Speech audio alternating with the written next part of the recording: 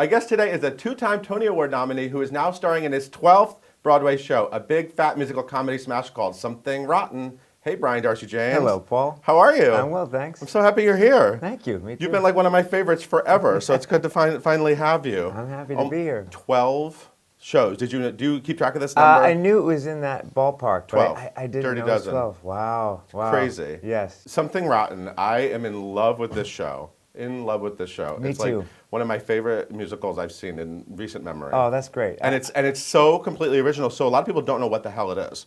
Right? I feel the same way. I'm completely in love with it as well, and Yeah. I have been ever since I started working on it. It's original. It's a Completely completely original. original idea. It's about two guys, myself and my brother John Cariani. The Bottom Brothers. We play Nick and Nigel Bottom, Yes. who are trying desperately to create a successful show in the theater. Mm-hmm. We're theater guys, and we can't do it because Shakespeare is always getting all Damn the glory. Shakespeare. Who's played by Christian Borle. Yes. And so I try to find a way to get one step ahead, and inadvertently I stumble across my answer, which is to create the first musical, Right. which has never been done Right. before. And that is the trajectory for kind of ridiculousness. Yeah. And that's the gist of it. Yeah. And so it's this, you see these guys trying to do something that they have no idea, but they're sure that this is going to be an amazing thing. Yeah. You know, I learn a lot of my history from musicals. You know what I mean? Like, you know, when there's a musical about a historical topic, that's now what I know about the topic. Right. You know what I you're mean? an Not expert on the history books. Renaissance now? Musicals, yeah. I know all about the Renaissance, but I love the idea that maybe years from now people are going to think this is how the first musical was made. You know what I mean? I love the idea that maybe this will become like a historical bullshit document. I'm sure it will. I'm sure that will be the case. And we're not going to talk about what the musical is, but it's very, very funny. It is The very musical funny. within the musical. That was the thing when we did the workshop. Casey Nicola is the director Yes. and the choreographer who everybody... By the way, 3 shows. He has 3 shows running on Broadway. Yeah, that's... Book of Mormon, that's not Aladdin. enough. Yeah, look at this. I don't think that's I mean, enough. he's going to keep going. Yeah. That's quite a remarkable feat, actually.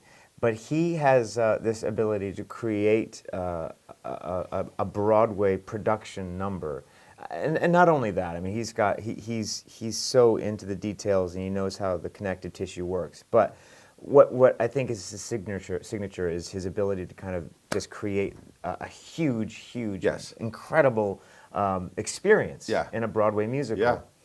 But in this show, there's one particular number where things get so funny and so absurd and so delightfully wacky that when I saw it in the workshop, I thought, oh, I get it now. I see how this is working. And because of what he did to kind of make it three-dimensional as opposed to reading it, you think, oh, that's funny. But then you see it come to life, and you think, I would have never dreamed it could have been that way. So Right. that's what he does. And people were obviously laughing in the rehearsal room and when you did all these readings and workshops, but what is it like actually getting it in front of random New Yorkers sitting in an audience? I mean, are they loving it? I have to tell you, I have never experienced anything like what we're experiencing in terms of the feedback and the audience participation. People are roaring with laughter.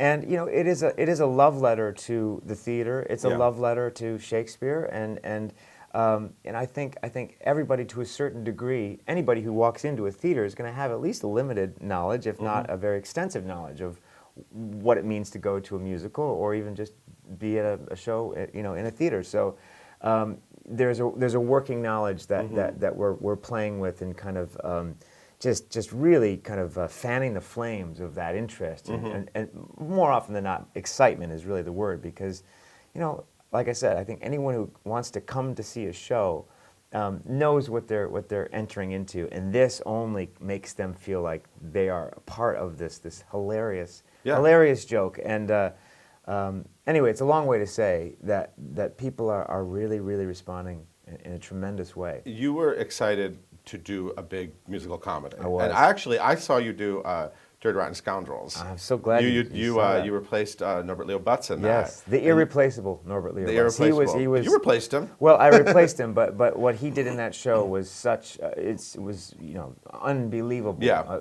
An incredible comedic performance, and so. And I was familiar with that show just from readings and, you know, kind of sniffing around, just as you do. So to be able to go into it was a tall order, just because, you know, like I said, you couldn't touch what he did. So it was fun to try to create, you know, my own path. But the point is that show was such a great experience for me because I got a chance to be ridiculous. And, Yeah, I know. And you were hilarious. The comedic aspect of it is something that's... Well, like a number like Ruprecht, I mean, and you nailed it. Yeah, and you were thank totally you. different than Norbert. But that was the moment that I knew that you could do this. But I'm glad that now everyone's getting to see you open in like a big. What is it like? You're standing center stage. I mean, there's a big number in Act One with Brad Oscar. What's it called? Is it called a musical? A musical. It's a number called a musical, and it is sort of. I mean, it's clearly going to be performed on the Tony Awards. It's going to become one of these like legendary musical numbers, I think. What is it like to stand center stage with those amazing dancers and like to hear the audience stood the other night when I went. I mean, some people stood at the end of the number. What is it like to stand there and have that kind of Broadway moment? How many people actually get to have those moments? I thought about that our invited dress rehearsal the first time we did it, and I thought the reaction was so intense and so astounding that I thought I really made a mental note to think you have to remember this because catalog this moment. It will probably never happen again.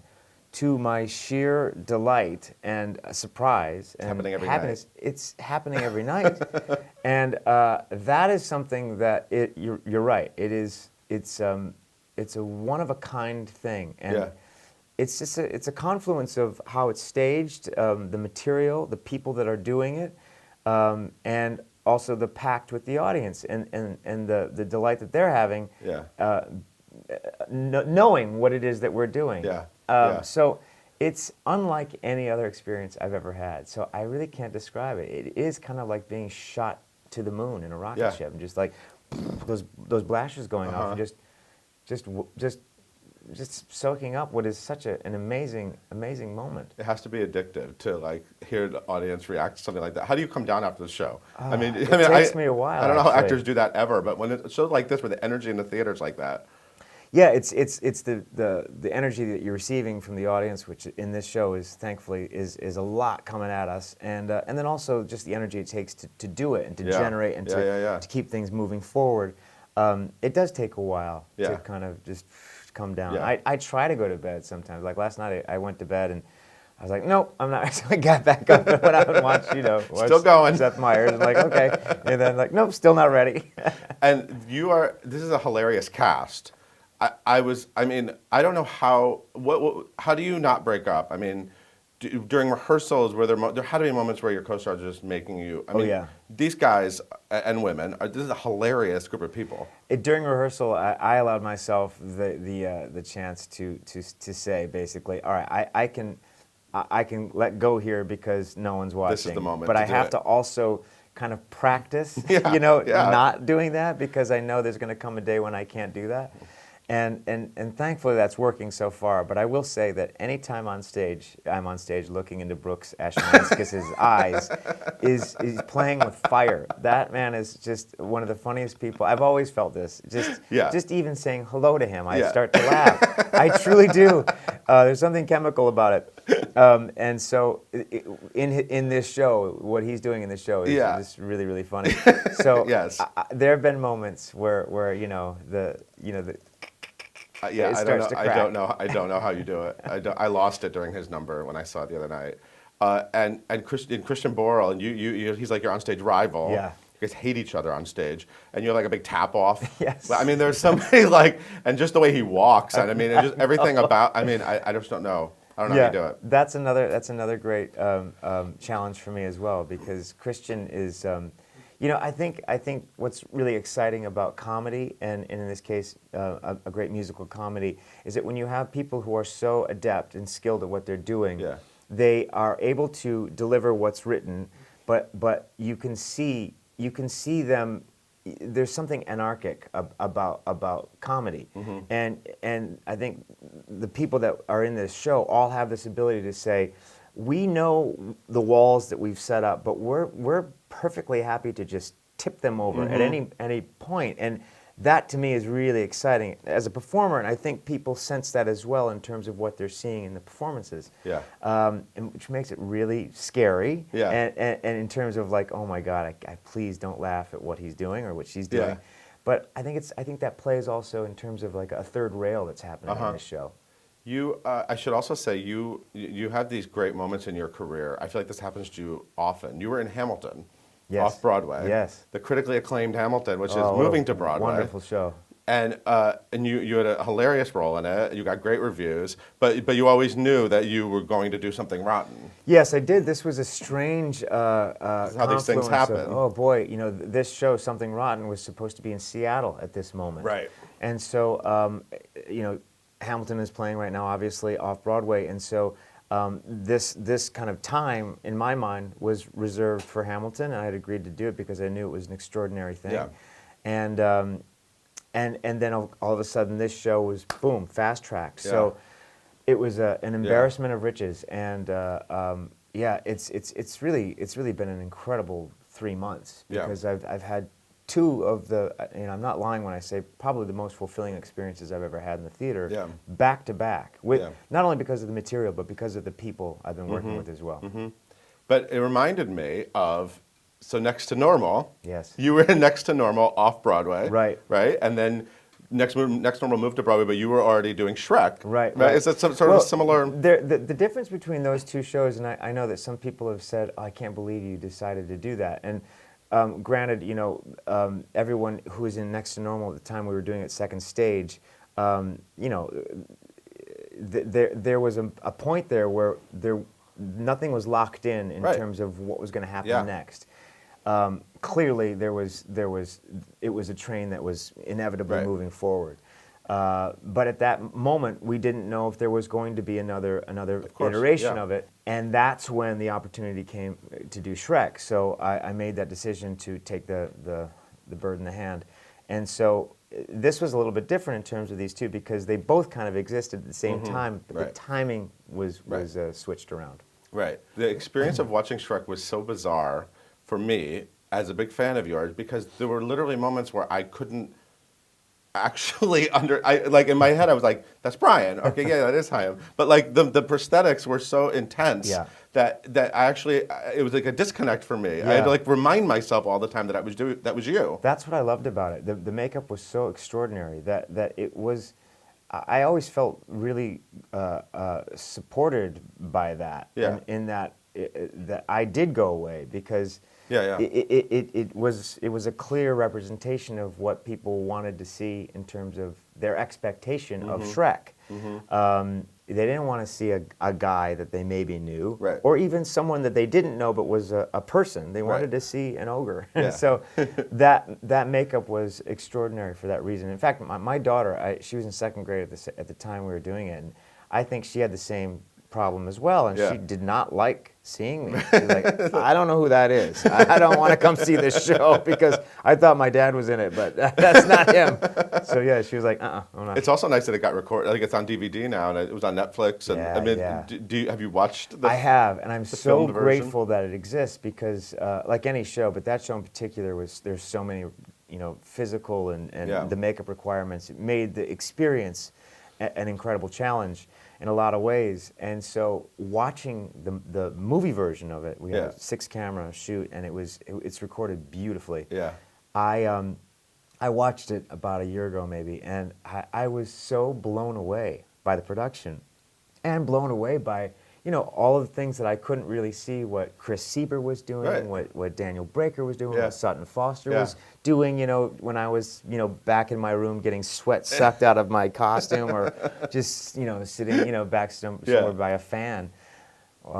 So that was fun to see, how all of the elements were coming together, what the viewer was seeing. How did it not become a miserable experience to have to, like you just said, like, literally sweating on yourself and makeup? How long was the makeup process? I mean, it was like a huge. Now you just show up and put on some like Renaissance outfit and anything. Chris Sieber just came to see Something Rotten. We were joking about anything after Shrek is a breeze. And to a certain extent, that's true. But did it not get annoying? I mean, did it not? It was hard. I won't lie. It was hard. Be. As time went on, it took an hour and a half to get into the makeup, and of course, I had to get there before to get something to eat, maybe stretch. Getting out was about a 45-minute process, and so there was a lot going on. In between shows, I couldn't get out of the green head, so I would just be kind of stuck in my room, kind of bumping into the wall. And, sometimes I would order food from the stage door and. Put my bathrobe on and go get the door, and get my whatever it is, my salad from the guy, and he just look at me, big green The head. delivery guy? I That's call it awesome. Hugh Hefner on the acid. seamless guy. Yeah, exactly. Just some guy in a robe with a huge, weird green Shrek There's head. no Broadway dressing room big enough to have to live in that costume. Yes. In it. I mean. No, you're right. You're right. I was thinking about all these amazing. Okay, let me just get this out of the way. I want you to win a Tony Award, and I'm sorry that if that's like not something you want. It's like when I say it to actors, sometimes they're like, "All right, well, what am I supposed to do about it?" Right, I mean, exactly. it's not like you can just go buy a Tony Award, but I want you to win a Tony Award. Well, Can that's we very do nice. this? It's nice of you to say. I want this to happen. All I can do is is do Just what do I'm your doing. work. Yeah. Who knows how those things are doled out, or the decisions Right. that put you in that pool. Right. But, Well, I'm just gonna keep putting it on my. I'm gonna keep secreting it if that's Okay. whatever that's called. put it on your wish board. I was thinking about all the amazing leading ladies, all these like great Broadway actresses you've worked with. I mean, like if you really think about we talked about Sutton already, and Alice Ripley in Next to Normal, Idina Menzel in The Wild Party, Kelly O'Hara in Sweet Smell of Success. Who am I forgetting? Kristen Chenoweth. Kristen Chenoweth in The Apple Tree. Great Kristen yeah, I mean, Chenoweth, yeah. Kate Baldwin is actually just here, and I love Giant, by Yes, the way. oh, yeah, God, she's Giant was- extraordinary, You too. guys were both incredible in Giant. Thank you. And that's a great album too. You should check out, educate yourselves. That is true. Yeah, it's a great music. Phenomenal score. And a bunch of them have Tony Awards. Do you ever feel like the strong like backbone? Like I feel like women maybe sometimes like get to show off in a different way in musicals, and maybe in the case of all of those women, they're all extraordinary Yeah. people and Yeah. phenomenally talented. So, it's a question of the role being a dynamic role, and Yeah. then you have someone who plays that role who just brings their own fairy dust to it, and Yeah. just is you can't not watch that Right. person. So, I think it's probably a combination of both, but it's more probably the extraordinary talent of those women Yeah. that make them undeniable. yeah, and they all love you. I mean, like you. And I love them all. Yeah, do you? I've loved them all. I'm sorry. I'm saying that to my wife. I've loved them in ways that I do not love them. How is your wife Jennifer? She's great. Thank Yeah. you. Yeah. She has this great thing. She's very passionate about The environment. Yes, I saw exactly, this.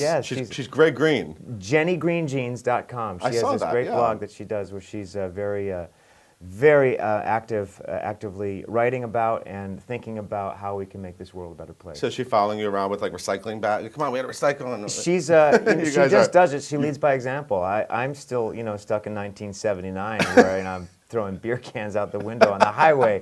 No, I'm not doing that. But she's making you a better person. she is, and my daughter as well. I mean, this is the goal we have is we have to educate children to kind of just become more reflexive about Right. what it is that we're doing to the Right. world. But and she's doing that, yeah, for sure. Your daughter's a teenager. She is. I remember when she was born. She's a teenager now. Yeah, I know. 13 Well, how's years that? ago. How's that as a dad? It's great. She's a Yeah? great kid. She's a great kid. I'm lucky. So it's fun. Things change as a father. As a parent, you have to roll with what's happening with your child, and your child changes, and so you have to change as well and recalibrate in terms of their needs and who they're becoming and how they fit into the world and how how they're informed by it. And I'm very lucky and happy to say that my daughter is an extraordinary person. So she's just a great person to be with. So we're having a lot of fun. And you ready for her to like become a woman? I mean, come on, she's on the verge. She's gonna be like a couple years from now. No. No, I assumed you weren't. Not ever ready for that. No, I mean, yeah, exactly. That's a inevitable. The river Styx. Yeah. Will be crossed. She's going to be fine. I don't worry about that because I know that who I see her now being is only going to become better. And but it's wild to kind of just get to those lines of demarcation. You think, oh, that isn't the 8-year-old girl or Right. the 6-year-old Yeah, girl yeah. or even the 11-year-old girl. Right. Yeah. Right. So, what is she like? What does she want to do? What is she like? Is she into act? I mean, She loves to dance. She's a great dancer. In okay. fact, she's a great tap dancer. So Oh. I've asked her for help because yeah, I for your tap big dance tap in off. something. Yeah, you're tap dancing in this show. she gave me a thumbs up. So that was big. She is really good actually, and so she loves to dance, and she's very musical. She loves music. I don't know what she has in her mind. I mean, I was very very privately kind of planning my theatrical endeavors very privately. I was in my room singing my songs When you were a kid? Yeah, but wouldn't tell anybody. And then at what point did you show people your talents? Well, I was pushed out in 8th grade in a yellow sweater and like topsiders and singing Billy Joel's Piano Man for a thing called academic track. I like you singing Billy Joel. I've heard you sing Billy Joel. I love Billy Joel. Yeah, 54 Below, sure, you did some Billy Joel. I yeah. love his music, as everyone does. But that was the first time I actually had to get up in front of people and sing. In this case, it was in our gym, in Michigan, and it was a great experience. I felt like it was like kind of rolling off a log. So, and I think people were like, "What? How did you do? Who's that?" I'm like, "Why? How are you doing that?" And it's interesting how that was just something that I kind of knew was like, well, yeah, I could do that. It was probably all that time watching Lawrence Welk. Really? Like, yeah, Lawrence Welk? I could do that. Well, I laugh, but that was always kind of I always enjoyed like the variety stuff, watching TV, and my parents would take us to shows, and theater and singing and dancing was always something that was very intriguing to me. My grandmother was a dancer; she was a tap dancer as well. I would have loved for her to have seen this. She paid for tap dance lessons for me actually when I was a kid, which I took for about 5 minutes, and I think it shows in the work I'm doing now. But all that stuff was very attractive to me as a kid. You also have a movie coming up. I do. That Tom McCarthy directed, right? That's right. Yeah. Yeah. What's that? Tell me about that quickly. It's called Spotlight. It's an amazing movie for Have you seen the many finished? different reasons. Have you seen it yet? I haven't yet. Okay. But I was just in Boston doing reshoots with none other than Michael Keaton, the great Michael Keaton. One of your co-stars, right? One of my co-stars. Wow. And but it's about 4 reporters from the Boston Globe, myself, Mark Ruffalo, Rachel McAdams, and Michael Keaton. Nice team. You Unbelievable got there. team. I'm still not convinced it's not a dream. That I saw a I'm photo. in You're that really in mix. it. Yeah. And it's a serious subject. It's about the Boston Globe and the Spotlight column within the Globe, and these reporters who unearthed the terrible pattern of sexual abuse in the Catholic Church from the Boston Archdiocese. Right. So they told that story and kind of rang the alarm bell and put all of the research together to kind of to unveil this terrible pattern, and they won a Pulitzer Prize for it. And I play a real character named Matt Carroll, who is a man who is a great journalist, and I've become friends with and know and honored to kind of represent him in this movie. And as you said, directed by Tom McCarthy, who people will remember from Station Agent and Win-Win and The Visitor. And from starring in Noises Off. Exactly. On Broadway. That's where I first knew him. An actor, exactly. Yeah. Exactly. Good one. So that's coming out in the fall, and that is a really exciting Congratulations. That's thing. great. Thank you. Yeah, I love seeing you on camera. Thanks. 'Cause Yeah. Smash was like one season, and then suddenly the husband was not interesting. Yeah, they were like marital strife. We want more. We want more musical. Are you gonna be a part of the Smash concert, the bombshell? I am. Okay, I don't know cool. how, but Somehow. I've been asked to be a part, which I'm really happy that they asked Awesome. me. Yeah. That's great. Well, you have a lot going on. I'm so excited for you. And Something Rotten is you're gonna be busy for a while. I hope. I honestly feel this way that what we're doing right now and what's happening right now is so infectious and so fun and so vibrant and alive and funny, and we're winning right now. And if it were to not happen anymore, it'll be great. But I have a suspicion that it'll be happening for a while too. This one's a winner. So everyone needs to see Something Rotten with an exclamation point at the end. That's right. Which signals how funny it is. All great musicals need them. And that's at the St. James Theater. That's the right. Beautiful St. James Theater. Thank you so much for being here, Brian. It's My a pleasure pleasure, Paul. always. Thank you. Thank you for watching. We'll see you next time.